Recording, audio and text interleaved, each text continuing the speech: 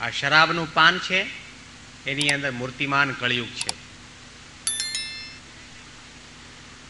દૂર દેશની અંદર રહેતા લોકો હવે ગુજરાતી લોકો પણ પીતા થયા કે આ તો ફેશન છે, પીવું પડે, નહીં તો આપણું સ્ટેટસ શું. લોકો સ્ટેટસમાંથી પીતા હોય, પણ એની અંદર મૂર્તિમાન કળિયુગ છે. અને એ કળિયુગ એવી રીતે એને ઉદ્વેગ ઊભા થાય, મારામારી ખૂન ખરાબી ઊભા થાય. જો સુખી રહેવું હોય, જીવનમાં શાંતિ મેળવવી હોય તો જુગારનો ત્યાગ કરવો, શરાબનો ત્યાગ કરવો. ખાલી શરાબ નહીં, ધૂમ્રપાનમ. પાનમ એટલે એની અંદર ઘણું બધું આવી ગયું. આ ગુટકા ખાવા, મસાલો ખાવો, બીડી પીવી, સિગરેટ પીવી, એની અંદર પણ મૂર્તિમાન કળિયુગ છે. વિજ્ઞાન આટલું આગળ વધ્યું, માણસ આટલું ભણ્યો, છતાં પણ ઘણી વખત ઘણા પ્રસંગોની અંદર જોવા મળે છે કે બધું જાણવા છતાં પણ સોબતના કારણે એના જીવનની અંદર ક્યારે આ કુટેવ આવી જાય છે ખબર જ પડતી નથી, અને ત્યાર પછી એ મૂકી શકતો નથી. 2 ઇંચની બીડીનો ગુલામ બની જાય. મોડાસાની અંદર પારણ ચાલતું હતું, અમે નદી કિનારે નાહવા માટે ગયેલા. પછી ગામના છોકરાઓ બધા સાથે હતા, એને પૂછ્યું કે સવારના ઉઠીને નાહો છો તો ખરા ને? છોકરા માથું ખજવાળવા માંડ્યા, પણ એક છોકરો બોલ્યો ઝડપથી, જુમ્મા ટુ જુમ્મા. આ શુક્રવારે ના આવતા શુક્રવારે. અરે પણ આટલું બધું નદીમાં પાણી વહે છે, કોઈ વખત નાહવામાં તમને શું વાંધો છે? આ તો અત્યારે લોકો હવે સુધર્યા છે, બાકી પહેલાના કાઠિયાવાડના સમયની અંદર, પહેલાના સમયમાં લોકો નાહે જ નહીં. અને કેટલાક લોકો એ વખતે માનતા પણ હતા કે સ્વામિનારાયણમાં શું ભળીએ, નિત્ય ઉઠીને નાહવું, એના કરતાં ભભાક્યો પણ શું ખોટો કે નાહ્યા વિના ખાવું. કારણ કે નિયમ ધર્મ પાળવા પડે સ્વામિનારાયણ ધર્મની અંદર. સવારના ઉઠીને નાહવાનું પહેલાં, પૂજા પહેલાં, પછી પાણીનું ટીપું મોઢામાં જાય. પછી પૂછો કોઈ બીડી પીતા નથી ને? કે આ બીડી તો પીએ છે. કે છોડો, કે બીડી ન છૂટે. કે કેમ? બીડી કેમ ન છૂટે? તો કે બીડી ન પીએ ને તો પેટ સાફ ન આવે. એટલે મેં કહું કે ત્યાં બીડી પીવાની શરૂઆત ક્યારથી કરી? કે 11 વર્ષનો હતો ત્યારથી. તો જન્મ્યો કે 11 વર્ષનો થયો ત્યાં સુધી તું ટોયલેટ ગયો જ નથી? નાની અવસ્થામાં, બાળ અવસ્થામાં હતો ત્યારે તારી માના કેટલા ઘાઘરાના કપડાં બગાડ્યા, બીડી નહોતો પીતો તોય. પણ લોકોની કેવી માન્યતા થતી હોય, બીડીના ગુલામ, 2 ઇંચની બીડીના ગુલામ. કે 3.5 માળની કાયાને અહીંથી ઊભી કરીને લઈ જાય બહાર, કે અહીંયા તો પીવાય નહીં. હમણાં 15મી ઓગસ્ટ આવશે અને ખાદીના કપડાં પહેરીને, ટોપી લગાવીને ધ્વજવંદન કરવા માટે જશે. ઝંડા ઊંચા રહે હમારા, અને પ્રવચનો થશે. ભારત સ્વતંત્ર છે, ગાંધી બાપુએ ભારતને સ્વતંત્ર કર્યો, પરંતુ ભારતની અંદર રહેતી પ્રજા સ્વતંત્ર થઈ છે ખરી?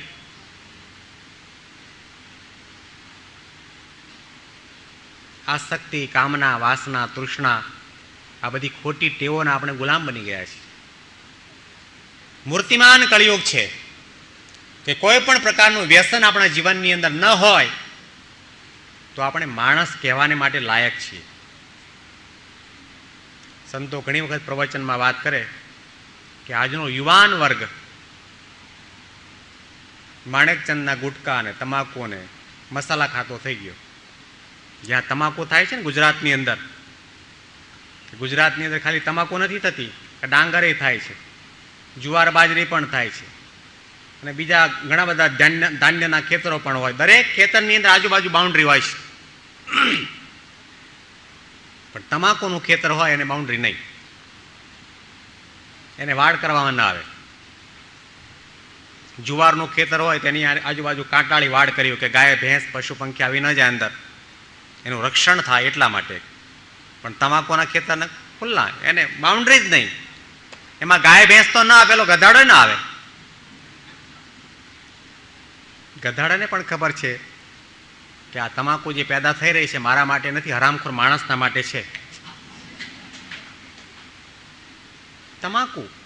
ગધેડાને જેવા ગધેડાને પણ ખબર છે કે તમાકુ ન ખવાય, કેન્સર થાય, અને માણસને જ ખબર નથી. લો, વિજ્ઞાને આટલી બધી પ્રગતિ કરી, આટલા બધા સંશોધનો થયા, છતાં પણ માણસ પોતે એ બીડીનો ગુલામ બની ગયો, તમાકુનો ગુલામ બની ગયો.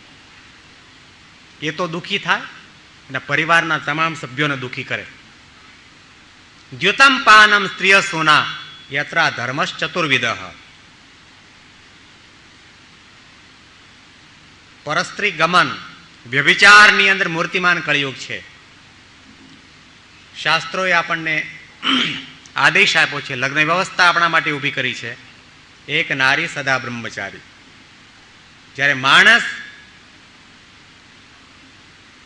પોતાની મર્યાદાનો, પોતાના નીતિ નિયમનો ત્યાગ કરી પરસ્ત્રી ગમન કરે, ત્યારે એના કુળની અંદર, એના જીવનની અંદર કળિયુગનો પ્રવેશ થાય છે.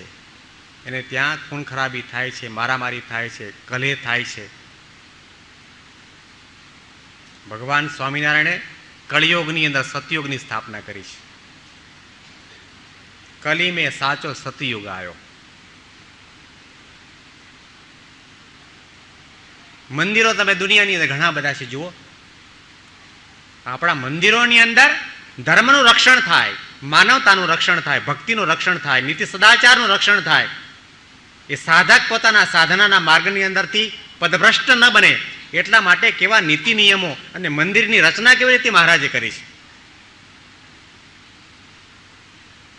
મહિલાઓ માટેનો પ્રવેશદ્વાર જુદો, પગથિયા જુદા, સંતો માટેના પગથિયા જુદા. હરિભક્તો અને સંતો એક પગથિયાથી જઈ શકે. શાના માટે? ધર્મના રક્ષણ માટે, નીતિના અને સદાચારના રક્ષણ માટે.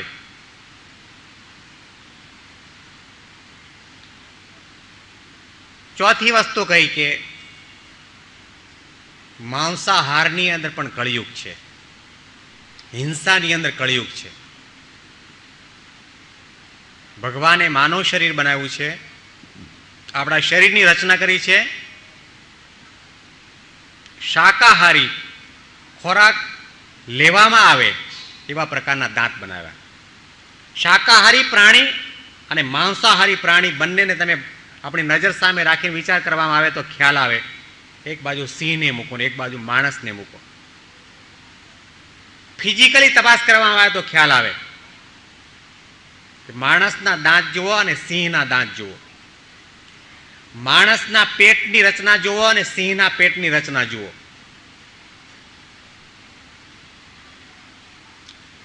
માણસનું તમામ શરીર શાકાહાર માટે બનાવેલું છે અને સિંહ છે માંસાહારી છે. ગમે તેવું કાચું માંસ ખાય તો પણ એના પેટની અંદર ભગવાને એવી રચના કરી છે કે એ કાચા માંસને પણ પોતે પચાવી શકે.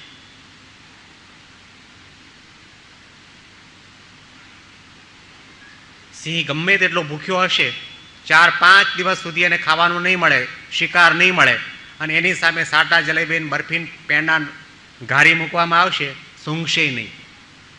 એને પણ ખ્યાલ છે કે આ માણસનો ખોરાક છે, મારાથી ન ખવાય. અને આ માણસ આટલો બુદ્ધિશાળી હોવા છતાં પણ એટલો વિચાર કરી શકતો નથી કે આ પશુનો ખોરાક છે, મારાથી ન લેવાય. જે કોઈ વ્યક્તિ પોતાના શાકાહારનો ત્યાગ કરીને માંસાહાર કરે છે એના જીવનમાં જરૂર કળિયુગ આવે છે. 4 વસ્તુ કળિયુગને રહેવા માટે આપી, કળિયુગને સંતોષ ન થયો. એણે કહ્યું હજી એક આપો. પુનશ્ચ યાચમાનાય જાતરૂપમ અદાત પ્રભુ, કે હજી એક રહેવા માટે આપો. તો કહ્યું કે જા સુવર્ણની અંદર રહેજે, સોનાની અંદર, ગોલ્ડની અંદર મૂર્તિમાન કળિયુગ.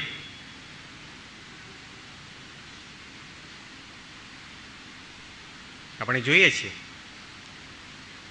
સોનામાં મૂર્તિમાન કળિયુગ છે. 2 સગા ભાઈઓ હોય, માતા પિતાના મૃત્યુ પછી એ વારસાની અંદર સોનું મેળવવા માટે ભાઈ પોતાના ભાઈને ભૂલી જાય છે, કળિયુગ પ્રવેશ કરે છે. સોનામાં મૂર્તિમાન કળિયુગ છે.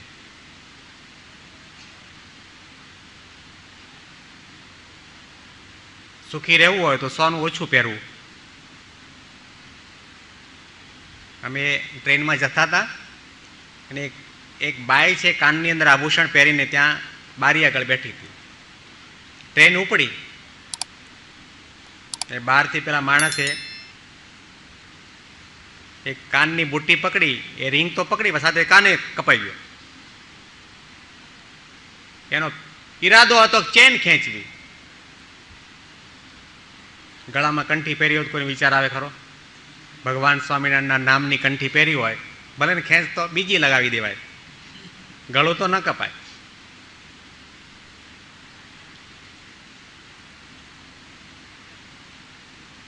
રાજા પરીક્ષિતે 5 વસ્તુની અંદર કળિયુગને રહેવા માટે જગા આપી અને સાથે સાથે ભવિષ્યની જનતા માટે, ભવિષ્યની પ્રજા માટે એક આશીર્વાદ એ પણ લીધા કે કલૌ કેશવ કીર્તનાથ. કળિયુગની અંદર ભગવાનનું નામ લેવામાં આવે, ભગવાનનું કીર્તન કરવામાં આવે, ભગવાનનું ભજન કરવામાં આવે તો એને કરીને મુક્તિ થાય છે. આપણે ભગવાનના નામનું, ભગવાનનું સ્મરણ કરતું એક ભજન અત્યારે અમે શૈલેષ પાસેથી સાંભળ્યું છે. હરિજનને ઘેર બેઠા તીરથ, નિત્ય ગોવિંદ ગુણ ગાવે રે. હરિજનને ઘેર બેઠા તીરથ, નિત્ય ગોવિંદ ગુણ ગાવે રે. હરિજનને ઘેર બેઠા તીરથ, નિત્ય ગોવિંદ ગુણ ગાવે રે. હરિજનને ઘેર બેઠા તીરથ, નિત્ય ગોવિંદ ગુણ ગાવે.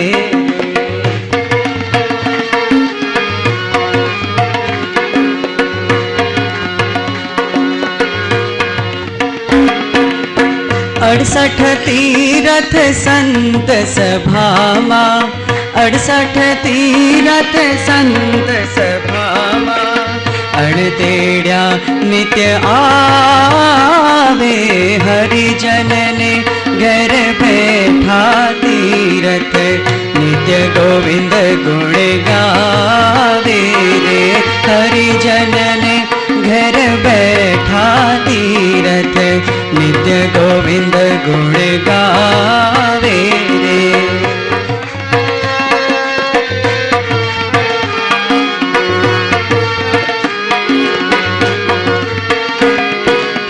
संत सभाમાં શ્રી પુરુષોત્તમ, સંત સભામાં શ્રી પુરુષોત્તમ, અખંડ રહે અવિનાશી. હરિજનને ઘર બેઠા તીરથ, નિત્ય ગોવિંદ ગુણ ગાવે રે. હરિજનને ઘર બેઠા તીરથ, નિત્ય ગોવિંદ ગુણ ગાવે રે.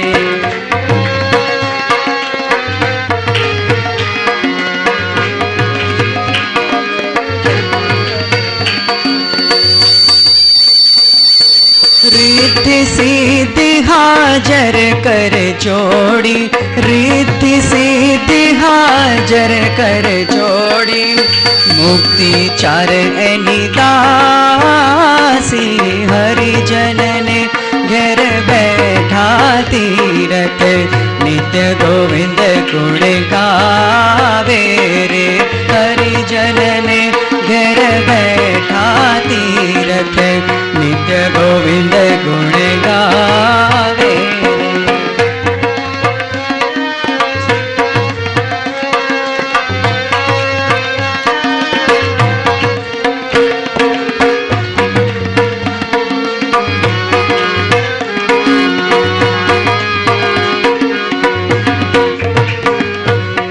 हरिजन नाम मुक्ति नव मागे, हरिना जन मुक्ति नव मागे.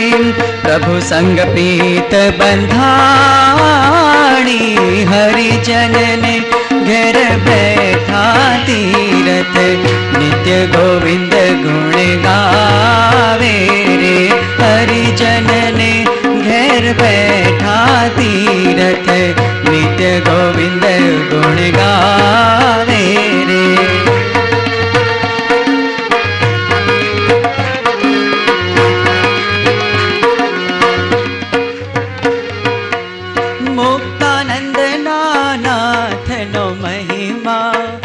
मुक्तानंद नाथ नो महिमा लीधो जथारथ जाणी हरिजन ने घर बैठा तीरथ नित्य गोविंद गुण गावे रे हरिजन ने घर बैठा तीरथ नित्य गोविंद गुण गावे रे हरिजन ने घर बैठा तीरथ नित्य गोविंद गुण गावे रे।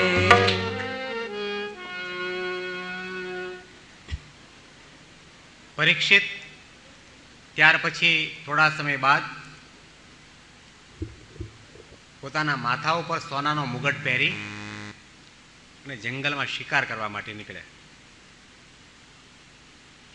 એક હરણની પાછળ પોતાનો ઘોડો દોડાવ્યો. ઘણી બધી લાંબી મુસાફરી થયા છતાં પણ એ હરણ હાથમાં ન આવ્યું. ઉનાળાનો ધગધગતો તાપ હતો.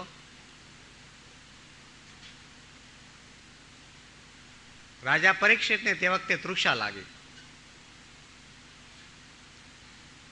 રસ્તામાં જતા એક પર્ણકોટીના આગળના ભાગ ઉપર એક ઋષિ મહાત્મા પોતે ધ્યાન અવસ્થાની અંદર બિરાજમાન હતા.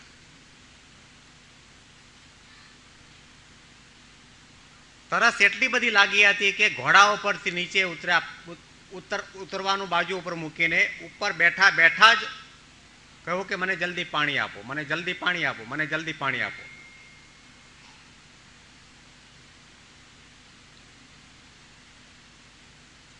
એ મુનિ હતા શમિક મુનિ, ધ્યાનમાં મગ્ન હતા.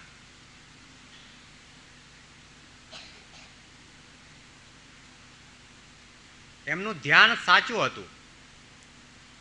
3 વખત પીવા માટે પાણી માંગ્યું છતાં પણ શમિક મુનિ ધ્યાનમાંથી જાગૃત ન થયા.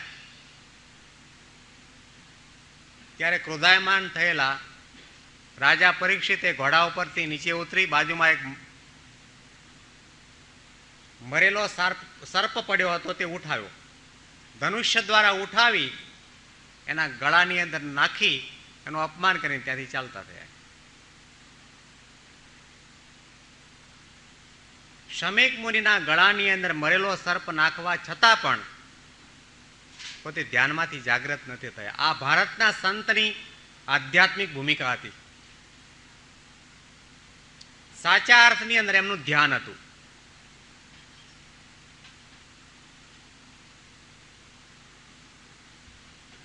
પોતાની ધ્યાનની સ્થિતિમાંથી લેશ માત્ર ચલાયમાન ન થયા. એના પુત્ર શૃંગી ઋષિ ક્યાંય બહાર ગયા હતા. થોડા સમયમાં પાછા ફર્યા અને પોતાના પિતાજીના ગળાની અંદર મરેલો સર્પ જોયો. એકદમ ક્રોધાયમાન થયા.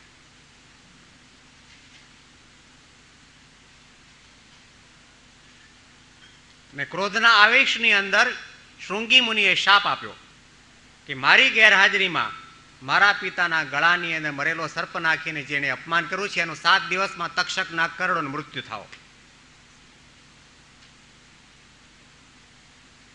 શમિક મુનિ જાગૃત થયા અને પોતાના પુત્રના મુખમાંથી આવા શાપ જનક શબ્દો સાંભળીને કહ્યું કે બેટા, આપણે ઋષિમુનિ છીએ, આપણે સંતો છીએ, આપણે સાધુ છીએ, આપણે ત્યાગી ને તપસ્વી છીએ. આપણા મુખની અંદર આ વાણી ન શોભે.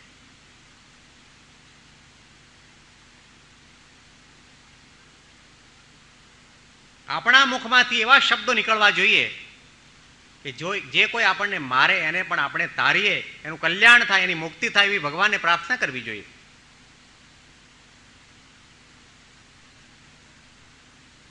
તારી તપશ્ચર્યા અને સાધનાની અંદર એ તાકાત છે કે તે જે શબ્દો ઉચ્ચાર્યા એ સત્ય તો થશે જ, પરંતુ હવે ભગવાનને એવી પ્રાર્થના કર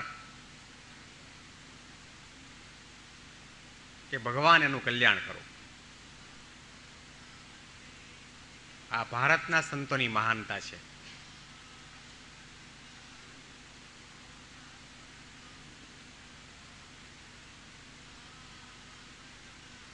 સંતની આધ્યાત્મિકતા અહીંયા છે. માન અપમાન મેં એકતા, સુખ દુઃખ મેં નહીં, સુખ દુઃખ મેં સમભાવ. અહીં કે સુખ અલ્પએ નહીં સ્વર્ગ લૂચાવ, તન કી ઉપાધિ તજે સોઈ સાધુ. માન કરવામાં આવે, અપમાન કરવામાં આવે, તિરસ્કાર કરવામાં આવે, ગાળો દેવામાં આવે, નિંદા કરવામાં આવે, કે હાથી ઉપર સોનાની અંબાડીમાં બેસવામાં આવે, છતાં પણ જેને સંભાવ વર્તતો હોય, કંચન અને કાદવની અંદર જેને સંભાવ રહેતો હોય, પ્રશંસા અને તિરસ્કારની અંદર જેને સંભાવ રહેતો હોય, સંસારના કોઈ પણ સુખની અંદર લેશમાત્ર આસક્તિ ન હોય, એવી પ્રકારની આધ્યાત્મિકતા જેના જીવનની અંદર હોય એને સંત કહેવાય.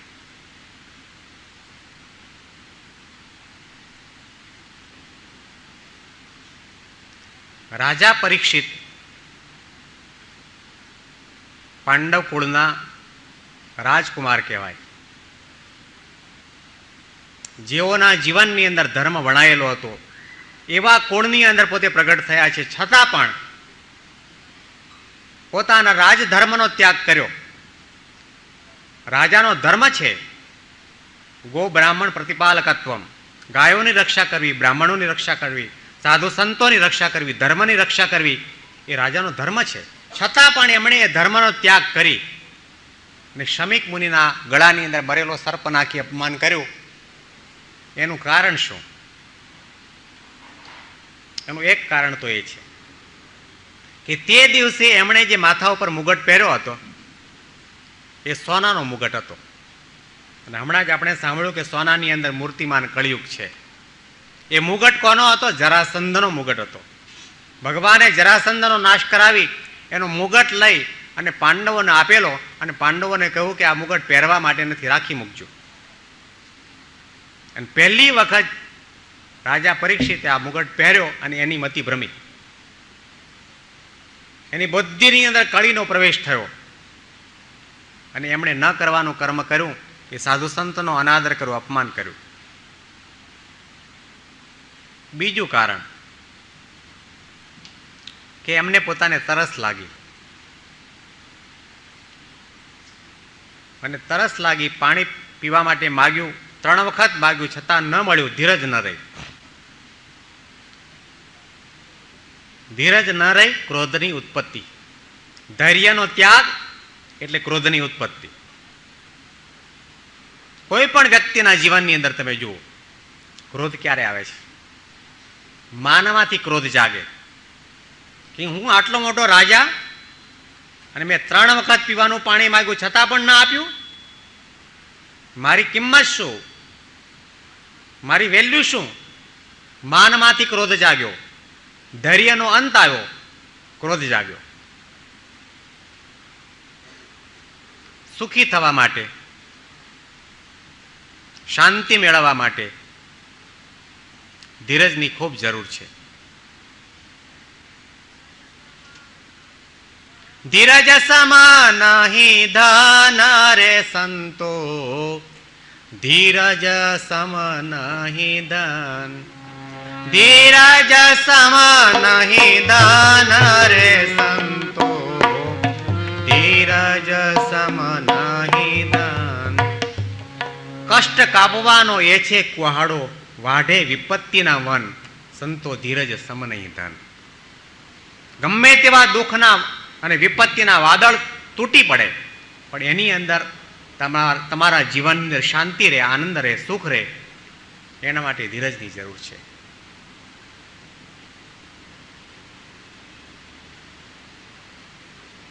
જ્યારે ધીરજ ખૂટે ત્યાર પછી માણસ ન કરવાનું કર્મ કરતો હોય છે, ન બોલવાનું બોલતો હોય છે, ન આચરવાનું આચરતો હોય છે. યોગીજી મહારાજ લવિયા દરજીની કથા કહેતા. એક નાના ગામડાની અંદર એક દરજી રહેતો હતો. એનું નામ હતું લવજી, પણ ગામ આખું એને લવ્યો દરજી તરીકે ઓળખે. અને પહેલાં તો કેવું હતું કે સંચો લઈને તમારે ત્યાં સીવવા માટે આવે, એની દુકાને જવાની જરૂર જ નહીં. એ પટેલને ત્યાં સીવવા માટે ગયો ને પટેલને ત્યાં ખેતરની અંદર સરસ રીંગણા થયેલા ઘણા બધા 2-4 ટોપલા ભરીને ઉતર્યા. એટલે પેલી બાઈએ વિચાર કરો કે હવે આટલા બધા ઉતર્યા છે, હવે કોને આપવા? આપણે આ ફેમિલી દરજી છે ને, ફેમિલી ડૉક્ટર એમ ફેમિલી દરજી, એને આપો. 8-10 રીંગણા એને આપ્યા. અને પેલા દરજીએ રીંગણા જોયા, મોઢામાં પાણી આવ્યું. બહુ સ્વાદીયો હતો. એને થયું કે હમણાં દરજી ઘેર જઈ આવું, રીંગણા આપી આવું. દોડતો દોડતો ઘેર ગયો, રીંગણા આપ્યા. ઘરવાળીને કહું કે તું હમણાં હું બપોરના 2 વાગે જમવા માટે આવું છું અને સરસ મજાનો વઘાર કરીને રીંગણાનું શાક બનાવજે. પાછો આવ્યો, સંચા ઉપર સીવવા માટે બેઠો અને મન વિચારવા માંડ્યું કે રીંગણા કપાણા હશે, વઘાર થતો હશે, શાક ચડતું હશે, ક્યારે 2 વાગે ને ક્યારે રીંગણાના શાક ભેગો થાઉં. સ્વાદી માણસને હંમેશા માટે આ જ વિચાર હોય. એનો પ્રોસેસ બનાવવાવાળા બનાવતા હોય, પણ એને કઈ રીતે એ બધી ક્રિયા થતી હોય એનો વિચાર ચાલતો હોય. એને 2 વાગ્યા. હવે 10 થી 12 2 કલાકનો ટાઈમ પસાર કરવાનો હતો. 2 કલાકનો. એ 2 કલાકનો ટાઈમ એને 2 દિવસ જેવો લાંબો લાગ્યો. ઘણી વખત સમય તો એનો જ હોય છે, પણ આસક્તિ ઉપર એ સમય લાંબો લાગતો હોય છે અને ટૂંકો લાગતો હોય છે.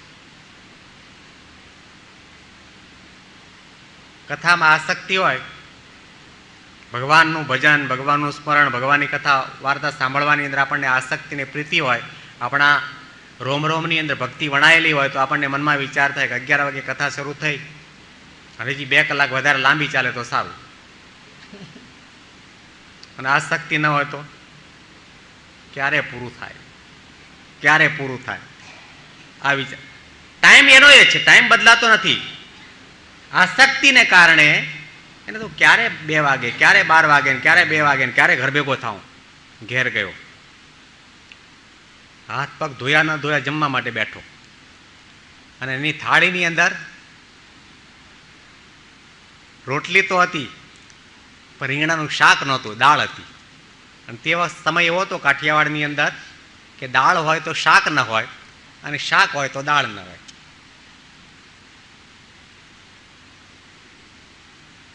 અને પેલાનો પારો ચડ્યો કે શાક ક્યાં?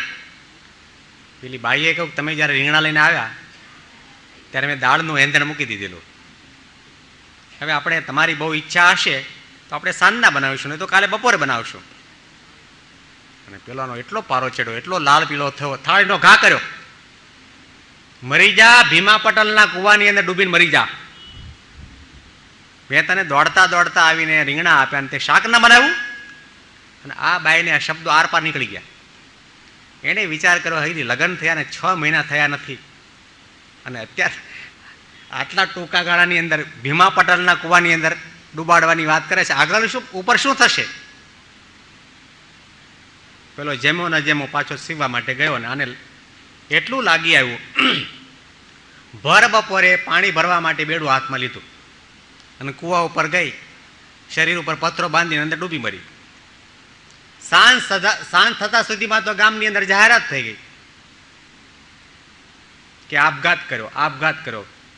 પણ કે કોણ છે અંદર તપાસ તો કરો. બેડા ઉપર નામ વાંચ્યું કે લવ્યો દરજી. અને પેલો પોકે પોકે રડવા માંડ્યો. અને પછી તો યોગીજી મહારાજ કહેતા કે ગામનો ત્યાગ કરીને મુંબઈ આવ્યો અને મુંબઈની અંદર રોટલો મળે પણ ઓટલો ન મળે. એ નાની 5x5ની ખોલીની અંદર જગ્યા મળી. ઊભો થાય તો માથું અથડાય ઉપર અને લાંબો થાય તો પગ અથડાય. એવી જગ્યાની અંદર 12 વર્ષ સુધી હાકમ હાક સંચો ચલાવ્યો, ખૂબ પૈસા કમાણો. ગામડામાં આવ્યો, લગ્ન કર્યા. યોગી બાપા કહેતા કે 12 વર્ષ સુધી હાકમ હાક સંચો ચલાવ્યો ત્યારે માંડ રંગણાનો વઘાર બેઠો. 12 વર્ષ સુધી ધીરજ રાખી, 12 કલાક ધીરજ રાખી શક્યો નહીં. બાકી પેલી બાઈએ કહ્યું હતું તમારી બહુ ઈચ્છા હોય તો સાંજના બનાવી આપીશ, પણ ધીરજ ના રહી. ઘણાના જીવનની અંદર આવું બનતું હોય છે કે સરસ મજાનું અમૃત તરીખું ભોજન બનાવ્યું હોય છતાં પણ થોડીક ક્ષણોની ધીરજ ન રહેવાના કારણે એનો આખો સંસાર કડવો ઝેર થઈ જતો હોય છે. સુખી થવા માટે ધીરજની જરૂર છે, શ્રદ્ધાની જરૂર છે. રાજા પરીક્ષિતે ધીરજનો ત્યાગ કર્યો.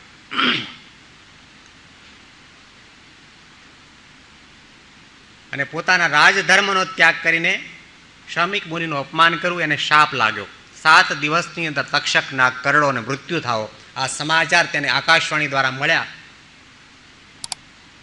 કે કરવું શું હવે? જીવનની અંદર માત્ર 7 જ દિવસ બાકી છે આયુષ્યમાં.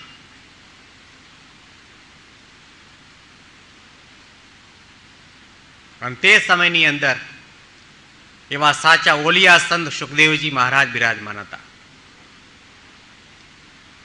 સુખદેવજીની કથા ભાગવતની અંદર વર્ણવવામાં આવી કે સુખદેવજી પોતે માતાના ઉદરની અંદર 12 વર્ષ સુધી રહ્યા.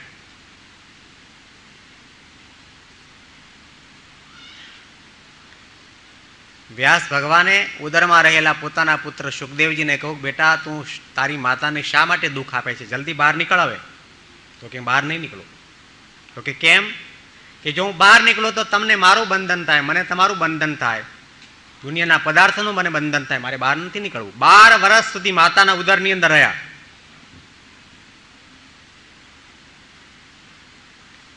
ને 12 વર્ષે જન્મ થતાની સાથે સુખદેવજી નાળ સાથે ત્યાંથી માતા પિતાનો ઘરનો ત્યાગ કરી નીકળી પડ્યા. વ્યાસ ભગવાન એની પાછળ દોડ્યા. વ્યાસ ભગવાને કહ્યું, બેટા ઉભો રે, ઉભો રે, ઉભો રે. સુખદેવજીએ વિચાર કર્યો, જો ઉભો રહીશ તો મને એમનું બંધન થશે ને એમને મારું બંધન થશે. જન્મ સિદ્ધ સંત હતા. સુખદેવજી ઉભા ન રહ્યા. જંગલના તમામ વન વૃક્ષ અને લતાની અંદર પ્રવેશ કરી અને સુખદેવજીએ પોતાના પિતાજી વ્યાસ ભગવાનને કહ્યું કે કોણ કોનો પુત્ર અને કોણ કોનો બાપ. અનંત અનંત વખત મેં જન્મ લીધો છે અને અનંત વખત હું તમારો બાપ બન્યો છું. હું તો આત્મા છું, અજર છું, અમર છું, અવિનાશી તત્વ છું. વ્યાસ ભગવાને કહ્યું કે જવું હોય તો જવાની ના નથી. સાધનાનો માર્ગ છે, તપશ્ચર્યાનો માર્ગ છે, આધ્યાત્મિક માર્ગ બહુ ઊંડો છે, બહુ ગહન છે. જા, પરંતુ જનકને ગુરુ બનાવે છે. ગુરુ કરવા હોય તો જનકને ગુરુ કરજે.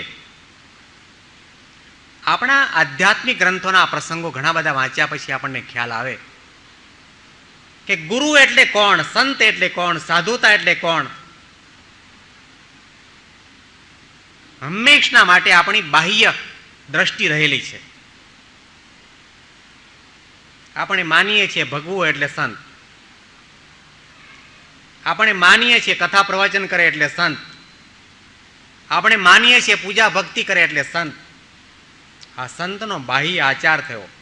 સંતની આધ્યાત્મિક ભૂમિકા કંઈક જુદી છે. અને આપણે જાણીએ છીએ આપણા સંપ્રદાયની અંદર શાસ્ત્રીજી મહારાજે ગુરુ તરીકે કોને સ્વીકાર્યા? ભગતજી મહારાજને. શાસ્ત્રીજી મહારાજ વિદ્વાન હતા. શાસ્ત્રીજી મહારાજ ચરોતરના પટેલ હતા. શાસ્ત્રીજી મહારાજ બહુ બુદ્ધિશાળી હતા. એ શાસ્ત્રીજી મહારાજે ભગતજી મહારાજને ગુરુ કર્યા. ભગતજી મહારાજ દરજી જ્ઞાતિને હતા, ગ્રસ્ત હતા. 2 કે 3 ચોપડી જ ભણેલા, પોતાની સહી કરતા નહોતું આવડતું. પણ એના જીવનની અંદર આધ્યાત્મિકતા હતી, એના જીવનની અંદર સાધુતા હતી.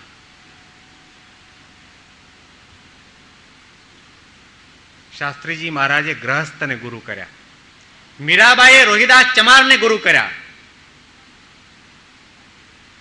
સાધુતા અને સંતતા કંઈક જુદા છે.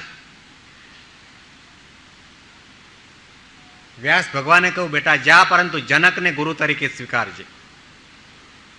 અને સુખદેવજી પોતે હિમાલયની ચોટી ઉપર જઈને ધ્યાન અવસ્થાની અંદર બેઠી ગયા. ઘણા વર્ષો સુધી દાન મગ્ન બનીને બેઠા હતા. અને એ સમયની અંદર વ્યાસ ભગવાનના કેટલાક શિષ્યો કંદમૂળ લેવા માટે, ફળ ફૂલ લેવા માટે ત્યાંથી પસાર થયા. અને પસાર થતી વખતે ભગવાનના ગુણોનું ગાન વ્યાસ ભગવાને ભાગવતની અંદર કરેલું છે. એ શ્લોકોનું ગાન કરતા કરતા નીકળ્યા કે ભગવાને પોતાના શિર ઉપર મોરમુગટ ધારણ કર્યો છે, કર્ણિકારના પુષ્પ ખોસ્યા છે, ગળામાં વૈજયંતી માળા ધારણ કરી છે, કટિપ્રદેશમાં કંદોરો છે, અધરબિંબો પર મોરલી બિરાજમાન છે, અને પોતાના ગોપ બાળક મિત્રો સાથે ગાયો ચરાવવા માટે વૃંદાવનની અંદર પ્રવેશ કરી રહ્યા છે. આ શબ્દો શ્લોક દ્વારા શિષ્યોના મુખ દ્વારા વહેતા થયા અને સુખદેવજીના કાન સાથે અથડાયા.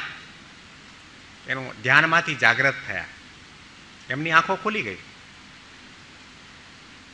આંખો ખુલી છતાં પણ એમને એક દિવ્ય આનંદની અનુભૂતિ થઈ, ભગવાનના સામીપ્યની અનુભૂતિ થઈ. સુખદેવજી બુદ્ધિશાળી હતા, સંત હતા, વિદ્વાન હતા. સુખદેવજીએ વિચાર કર્યો કે આટલા વર્ષોથી આંખો બંધ કરીને ધ્યાન અવસ્થામાં બેઠો છું, છતાં પણ આવી શાંતિનો અનુભવ, આવી દિવ્યતાનો અનુભવ મને કોઈ દિવસ થયો નથી. આજે મારી આંખો ખુલ્લી હોવા છતાં પણ, નજર સામે સંસાર દેખાવા છતાં પણ આ આનંદ હું માણી રહ્યો છું. તો આ શબ્દોની અંદર કેટલી તાકાત છે. વ્યાસ ભગવાનના શિષ્યોને પાસે બોલાવ્યા અને કહ્યું કે આ શ્લોક તમે હમણાં બોલ્યા એ કોણે બનાવ્યો છે અને તમે કોણ છો? શિષ્યો જાણતા હતા કે અમારા ગુરુજી વ્યાસ ભગવાનના આ પુત્ર છે, પણ સુખદેવજી આ શિષ્યોને ઓળખતા નહોતા. શિષ્યોએ કહ્યું કે તમારા પિતાજી વ્યાસ ભગવાને આવા તો 18,000 શ્લોકો બનાવ્યા છે, અને અમને વ્યાસ ભગવાને આજ્ઞા કરી છે કે તમે જંગલમાં લાકડા કાપવા માટે જાઓ, ફળ ફૂલ લેવા માટે જાઓ. તે વખતે તમને હિંસક પ્રાણીઓનો ડર ન લાગે અને હિંસક પ્રાણીઓ તમને પરેશાન ન કરે, એટલા માટે આ શ્લોકો બોલતા બોલતા જજો.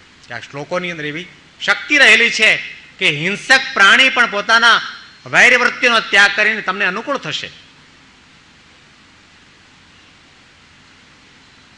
સુખદેવજી પોતે ધ્યાનમાંથી જાગૃત થયા, મૃગચર્મ ખંખેરી ખભા ઉપર નાખી અને વ્યાસ ભગવાનની પાસે આવીને ભાગવતને ભણતા આવા. પરિનિષ્ઠિતોપી નૈર્ગુણ્યે ઉત્તમ શ્લોક લીલયા ગૃહીત ચેતા રાજર્ષિ આખ્યાનમ અદધીતવાન. કે ધ્યાન કરતા પણ જ્ઞાનની મહત્તા વધારે છે. વર્ષો સુધી ધ્યાન કર્યું છતાં પણ ભગવાનના ચરિત્રોની અંદર જે આનંદ છે એવો આનંદ એમને ધ્યાનમાં ન મળ્યો.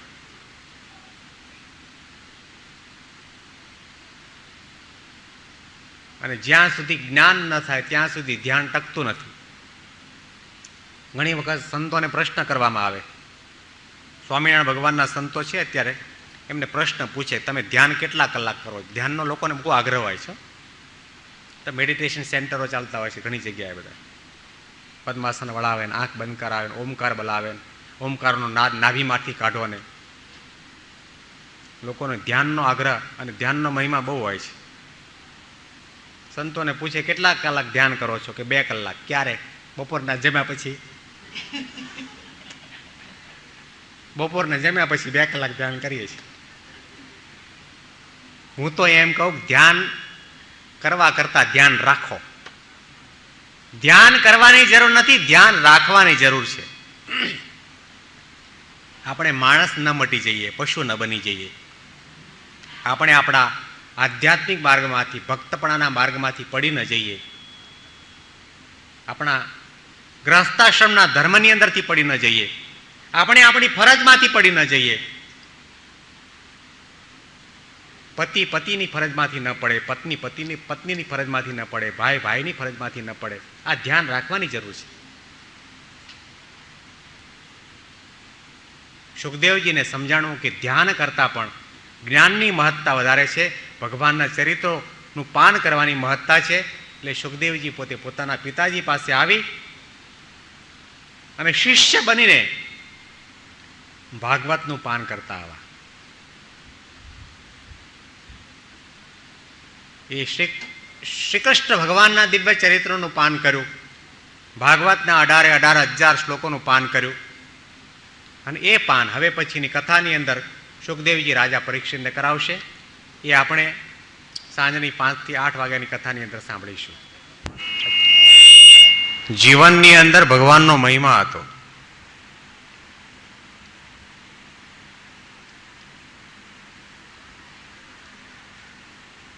ભગવાન રજા લેવા માટે આવ્યા ત્યારે અમને ખ્યાલ આવ્યો કે આ સંપત્તિ અને વૈભવની અંદર ભગવાન આટલા દિવસોથી મારે ત્યાં પધાર્યા છે, છતાં પણ ક્યારે આવ્યા છે, શું કરે છે,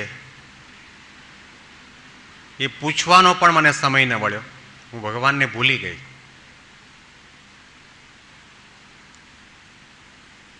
હૈયાની અંદર સાચી મુમુક્ષુતા હોય, હૃદયની અંદર સાચો ભગવાનના પ્રત્યેનો ભાવ હોય,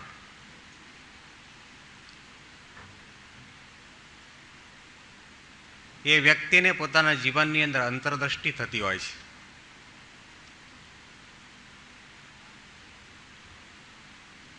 વ્યવહારની અંદર, સંસારની અંદર, સંસારના વિશેષ સુખની અંદર જીવાત્મા જ્યારે ભગવાનને ભૂલે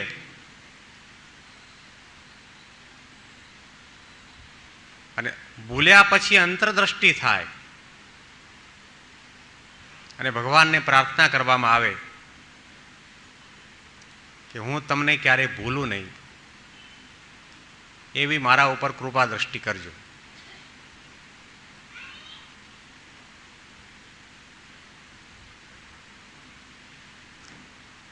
ભગવાનના મહિમાનો જો વિચાર હોય, ભગવાનના અનંત ઉપકાર આપણા ઉપર છે એનો વિચાર જો આપણને હોય તો ભગવાન આપણને અખંડ યાદ આવે.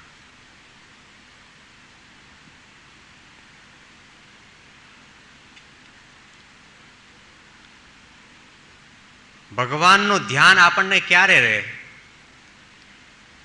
મનની વૃત્તિ આપણી ભગવાનની અંદર ક્યારે ચોંટે, ભગવાનનું સ્મરણ આપણને ક્યારે થાય કે જ્યારે આપણને સમજાય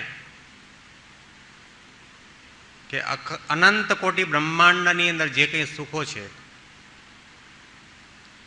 એ તમામ સુખ પરમાત્માના ચરણારવિંદની અંદર રહેલા છે.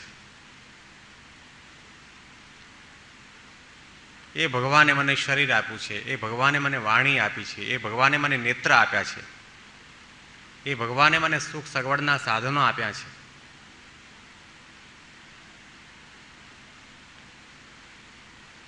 ભગવાનના અનંત અનંત અનંત ઉપકાર આપણા ઉપર છે, એનો માણસે થોડો વિચાર કરવાની જરૂર છે.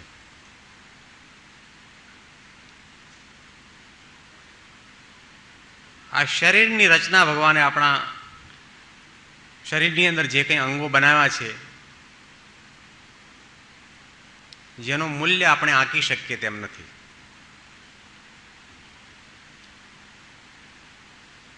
ધારો કે આપણને આંખ ન હોય, બજારમાં વેચાતી મળશે,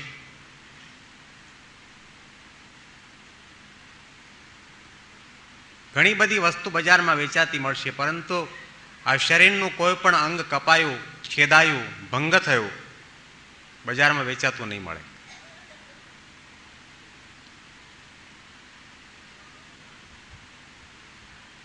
દુર્લભો માનુષો દેહો દેહિનામ ક્ષણભંગુર તત્રાપી દુર્લભમ મન્યે વૈકુંઠ પ્રિય દર્શનમ.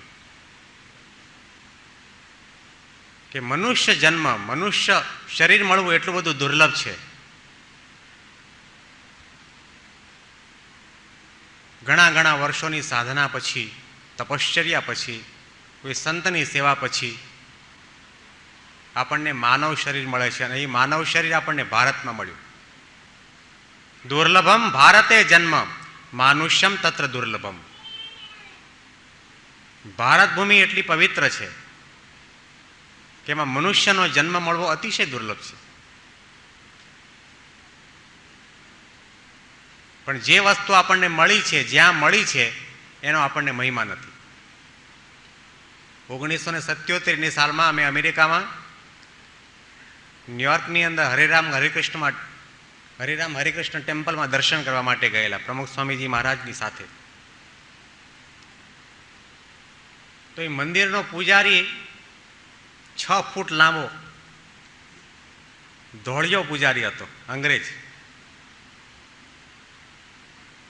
એને સ્વામીજીનું સ્વાગત કર્યું, મંદિરમાં લઈ ગયો અને પંચાંગ પ્રણામ કરીને કહ્યું, સ્વામીજી અને સંતો, you are very lucky because you born in India. તમે ભારતની અંદર જન્મ પામ્યા છો, તમારા મહાન ભાગ્ય છે. હું આજે આ સાધુના રૂપની અંદર છું, શિખાસૂત્ર ધારણ કર્યા છે, સવાર બપોર સાંજ અહીંયા મંદિરમાં પૂજા અને આરતી કરું છું, પરંતુ હંમેશા ભગવાનને પ્રાર્થના કરું છું કે હે પ્રભુ, મને બીજો જન્મ ભારતમાં આપજો, અને મને ભારતમાં જન્મ મળે ત્યાર પછી મારી મુક્તિ થશે. આવું ત્યાંનો માણસ સમજે છે. અને આપણને